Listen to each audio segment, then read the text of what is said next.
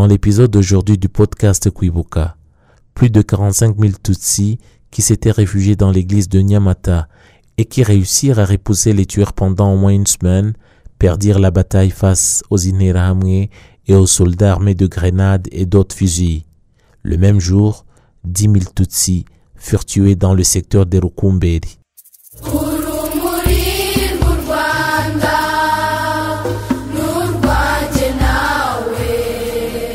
Les faits ayant marqué l'exécution du génocide perpétré contre les Tutsis le 16 avril 1994. Des massacres se sont perpétrés essentiellement dans les anciennes préfectures de Kigalingari, Kibuye et Kibungo. En effet, à Nyamata, à partir du 7 avril 1994, les Tutsis qui habitaient Nyamata et ses environs ont commencé à se réfugier dans différents endroits. Certains d'entre eux ont voulu résister aux attaques, mais succombèrent devant l'ennemi plus fort. Nombre de Tutsis se sont réfugiés sur la colline de Kayumba, en amont du centre de Nyamata. Le 9 et 10 avril, les Tutsis qui se trouvaient à Kayumba ont tenté de se défendre et ont repoussé les attaques des tueurs, et certains parmi ceux-ci furent blessés, mais ils sont allés appeler à la rescousse les militaires du camp militaire d'Ogako, clamant qu'à Kayumba il y avait des rebelles Inhotanyi, ce qui était évidemment faux. Le 11 avril 1994, vers 11h du matin, des miliciens Interahamwe et des militaires sont venus d'Ogako dans des bus de l'État. Ils ont tiré sur les Tutsis qui se trouvaient à Kayumba. Les survivants descendirent pour aller sur le terrain qui se trouvait devant l'ancienne commune Kanzenze. Et vers 15h de l'après-midi, le bourgmestre Gatanazi Bernard est venu s'adresser à eux en ces termes. Enlevez cette saleté devant la commune. Les Tutsis lui répondirent qu'ils n'avaient pas où aller et le bourgmestre devait répondre: où que vous alliez, vous serez tués. Les policiers communaux se sont immédiatement mis à tirer sur eux et les Tutsis ont tous couru vers l'église. Mais les portes de l'église étaient fermées. Le prêtre européen de la congrégation des Pères Blancs n'a pas voulu leur ouvrir la porte, arguant qu'à la paroisse d'Oririma, des Tutsis avaient été tués dans l'établissement. Les Tutsis escaladèrent alors la clôture pour retomber à l'intérieur de l'enclos de la paroisse. Vers 17h, le prêtre a fini par ouvrir les portes de l'église aux réfugiés Tutsis qui s'y engouffrèrent. Ils étaient trop nombreux et à un certain moment, les hommes et jeunes hommes ont laissé l'église aux femmes et aux enfants, tandis qu'eux restaient à l'extérieur. D'autres allèrent s'installer au centre pastoral de Nyamata. Le 12 avril 1994, les familles avec des enfants reçurent du riz à cuire. Mais lorsque vers 10h, ils allaient nourrir des enfants, des Interahamwe surgirent, lancèrent des grenades et tirèrent sur les réfugiés Tutsis. Il y eut des morts et des blessés. L'attaque dura 30 minutes. Avant de partir, les tueurs renversèrent les marmites et leur contenu. Le 13 avril 1994, les réfugiés Tutsis ont pu s'organiser et cuire de la nourriture. Mais encore vers midi, des Interahamwe lancèrent une autre attaque qui dura elle aussi quelques 30 minutes. Ils tirèrent sur les bergers qui gardaient les vaches près du cimetière, lancèrent des grenades dans l'église, tuant et blessant les réfugiés, et une fois encore, renversèrent une marmite pleine de nourriture. Le même jour, des militaires amenèrent à l'église des Tutsis qui venaient de Kanazi. Le 14 avril 1994, arrivèrent d'autres Tutsis qui venaient de Maranyundo. Certains parmi eux étaient des survivants des massacres de la colline de Rebero.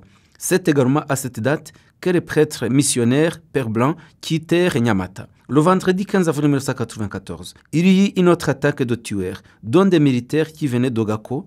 Les Interahamwe étaient revêtus de leurs uniformes, d'autres tueurs portaient des feuilles de bananier pour se distinguer des victimes qui allaient être tuées. Un groupe a attaqué à partir de la route en dessous du cimetière, et un autre à partir de la route qui menait aux écoles, et ils encerclèrent les réfugiés Tutsis. Vers 11h du matin, les militaires ont commencé par tirer, et les réfugiés hommes leur lancèrent des pierres avant de se retirer et d'entrer dans l'église.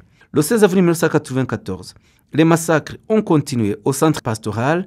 Les réfugiés y arrivèrent vers 14h de l'après-midi. Les réfugiés hommes essayaient de se défendre à l'aide de morceaux de bois, mais les militaires et les Interahamwe leur lancèrent des grenades et en tuèrent un grand nombre.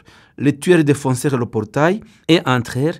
Ils se mirent à massacrer les réfugiés qui se trouvaient à l'intérieur. Le carnage dura jusqu'à 18h. Et c'est aussi le 16 avril que furent massacrés les Tutsis qui étaient réfugiés près de cet endroit de l'église de Nyamata, chez le Sœur Benebikira à la maternité. Les massacres se sont poursuivis jusqu'à être achevés totalement au matin du 17 avril 1994. Au mémorial du génocide de Nyamata ont été inhumés plus de 45 000 corps de victimes Tutsi et quelques-uns des responsables de cette tuerie sont Gassana Djouma, qui était sous-préfet de la préfecture de Kanazi, actuellement condamné à la prison à vie et qui purge sa peine au Rwanda, Gatanazi Bernard, bourgmestre de la commune Kanzenze, Karerangabo Vincent, inspecteur des écoles, Bizimana Jean de la Croix, directeur de l'école catholique de Nyamata, Ngomga Gervais, commerçant et bien d'autres. À la même date, les massacres de Tutsi ont eu lieu à Mugonero, dans le district de Karongi. En effet, à Mugonero, les adventistes du 7e jour avaient construit un hôpital et une école d'infirmières. Les adventistes de Mugonero étaient dirigés par le pasteur Elizafani Ntakirutimana et son fils, le docteur Gérard Ntakirutimana, dirigeait l'hôpital de Mugonero.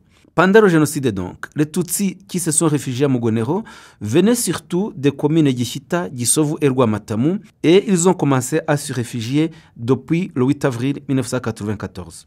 Le 16 avril, le pasteur Elizafani Ntakirutimana, accompagné des gendarmes qui, soi-disant, y assuraient la sécurité, s'est rendu à une réunion à la préfecture de Kibuye et y ont participé et sont revenus vers 19h du soir. Certains des gendarmes ont commencé à dire aux réfugiés qu'ils ont eu une réunion qui planifiait leur extermination pour le lendemain 16 avril 1994. Parmi les réfugiés, il y avait des pasteurs adventistes Tutsi de Mugonero qui adressèrent une lettre amicale de demande de secours au pasteur, leur confrère, Elizafani Ntakirutimana, lui demanda de les protéger ainsi que les familles pour que le sang ne coule pas un samedi, le jour de prière, le jour du sabbat. Ils lui ont demandé d'appeler à l'aide le bourgmestre de la commune de Gishita, Sikubwabo Charles, qui avait toujours été leur collaborateur, rappelant que le père de Sikubwabo Charles était lui-même pasteur dans la même église adventiste. Le pasteur Elizafani Ntakirutimana leur a répondu dans une lettre dans laquelle il leur signifia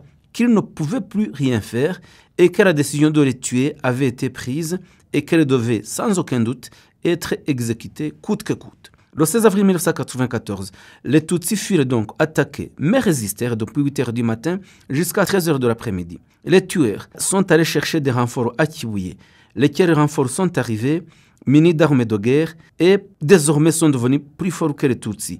Ils ont commencé à massacrer ceux de l'hôpital, à l'église et à l'école des infirmiers. Ont participé à cette attaque le préfet de Kibuye, Dr Kayishema Clément, le bourgmestre Sikubwabo Charles, Ntakirutimana Elizafani, Dr Ntakirutimana Gérard, le commerçant Ruzindana Obed et d'autres. Le bourgmestre Sikubwabo est entré dans l'église et a demandé aux femmes Hutu Maria de Tutsi de sortir et 2 femmes sortir, laissant à leurs tristes sœurs leurs enfants. Parmi les tueurs, il y avait des militaires, des gendarmes et des Interahamwe.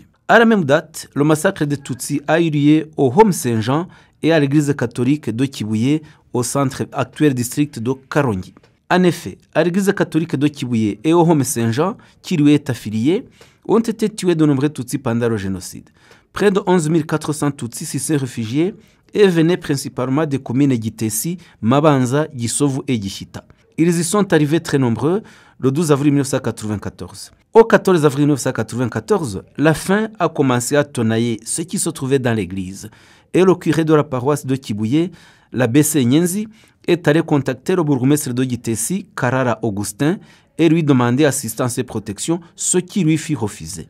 Le préfet Kayishema Clément adressa une lettre à l'abbé Nyenzi et au bourgmestre Karara, ordonna d'envoyer les Tutsis qui se trouvaient à l'église et au Home Saint-Jean, les envoyer au stade de Gatwaro, où, disait-il, ils seraient protégés parce qu'il était difficile de retrouver des militaires qui assureraient la sécurité au Home Saint-Jean et à l'église. Mais c'était une astuce pour les réunir ensemble. L'abbé Nyenzi refusa et demanda aux réfugiés Tutsis de rester à l'église au Home Saint-Jean. Mihigo Juvenal, qui était président du tribunal de première instance de Kibuye, a conseillé à un frère religieux Tutsi, qui était un de ses amis, appelé Joachim Lugabagaba, qui habitait ensemble avec l'abbé Nyenzi, de prendre la fuite parce que leur extermination était en cours de planification. Ce religieux prit effectivement la fuite, tandis que l'abbé Nyenzi a refusé, disant qu'il ne pouvait pas abandonner les brebis dont il avait la charge. Au Home Saint-Jean, les Tutsis furent assistés surtout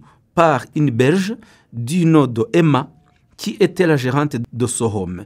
Elle sortait et allait requérir des informations qu'elle fournissait à la BC Nyenzi. Elle lui disait que les morts étaient en cours de planification. Des Interahamwe ont battu cette religieuse, démoli sa maison et brûlé son véhicule au home Saint-Jean parce qu'elle lui était reprochée de porter assistance aux Tutsis. L'ambassade de Belgique, ayant été au courant de l'affaire, elle s'est fait assister par la Minoire et est venue évacuer la religieuse qui est partie étant triste. Le 12 avril 1994, les canalisations qui fournissaient de l'eau à la paroisse et qui étaient branchées à un château d'eau situé à l'intérieur du camp militaire de Kibuye furent fermées. De nombreuses réunions furent ensuite organisées à la commune de Gitesi pour planifier le massacre des réfugiés Tutsis. Elles étaient dirigées par le bourgmestre Karara Augustin, Rusezera Innocent, Kayihura Bernard et autres chefs miliciens. Le samedi 16 avril 1994, des Interahamwe et d'autres tueurs ont attaqué la paroisse et les réfugiés qui se trouvaient dans l'église ont d'abord repoussé l'attaque à laquelle avaient participé plus de 100 Interahamwe. Les tueurs alors sont allés se concerter et sont revenus le lendemain 17 avril avec des militaires, des gendarmes, des surveillants de prison et beaucoup d'autres miliciens munis d'armes à feu, y compris aussi des grenades, de machettes et autres armes diverses. Le préfet de Kibuye, Kaishema Clément, est venu en personne à l'église en conduisant lui-même son véhicule et a dit aux tueurs qu'il leur donnait l'ordre de commencer à tuer les Tutsis. Les massacres ont alors commencé par des tirs en dehors et dans l'église. Le massacre a également eu lieu à Rukumberi dans l'actuel district d'Ongoma, ancienne préfecture de Kibungo. En effet, Rukumberi est un des secteurs qui composait la commune Sake en préfecture de Kibungo.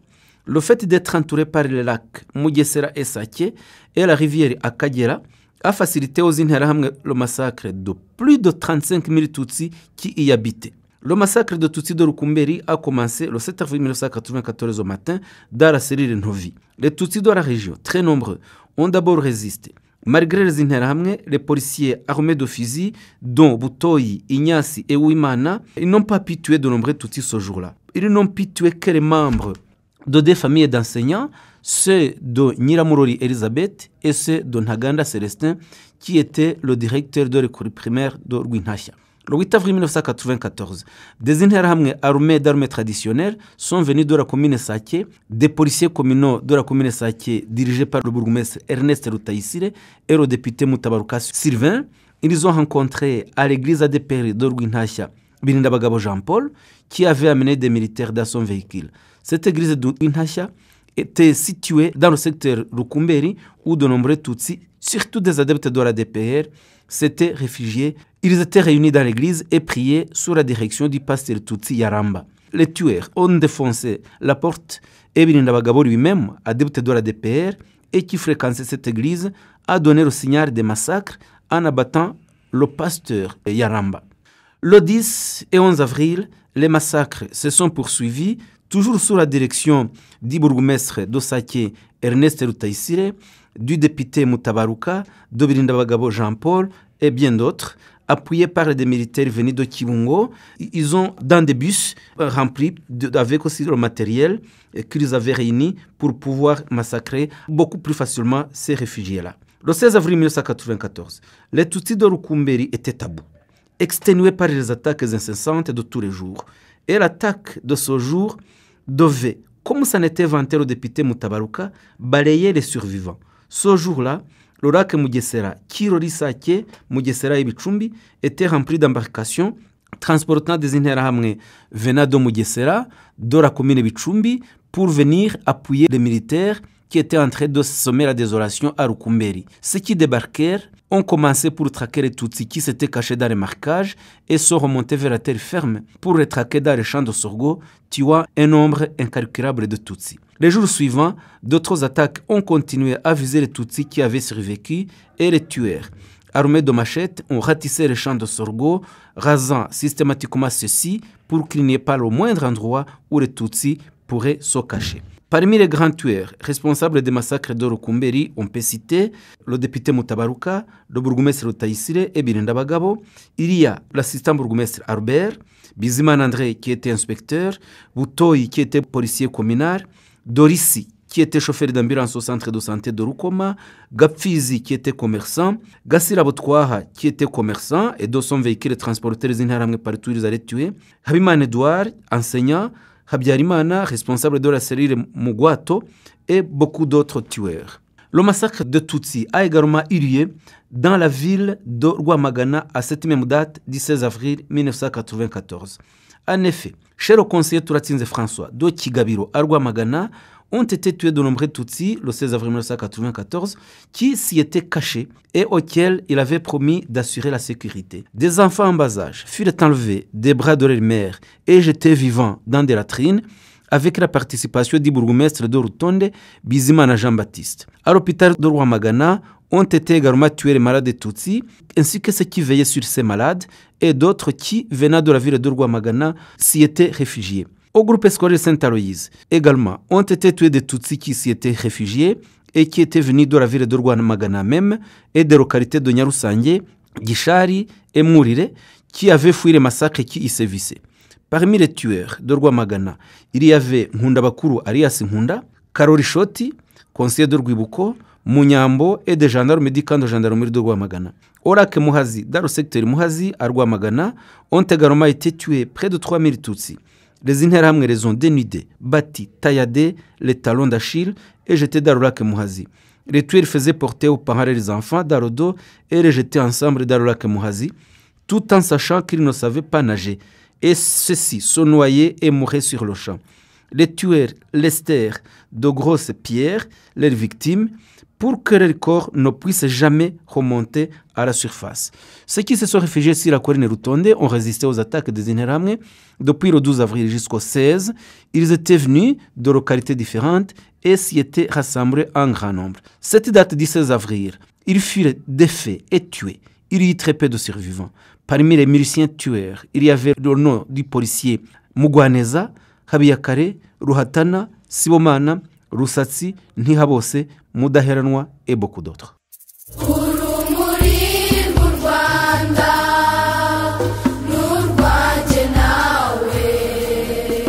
Merci d'avoir écouté ce nouvel épisode du podcast Kwibuka. Comme toujours, assurez-vous de nous laisser un commentaire sur ce que vous avez aimé sur le podcast et partagez-le avec d'autres personnes qui seraient bien intéressées à l'écouter.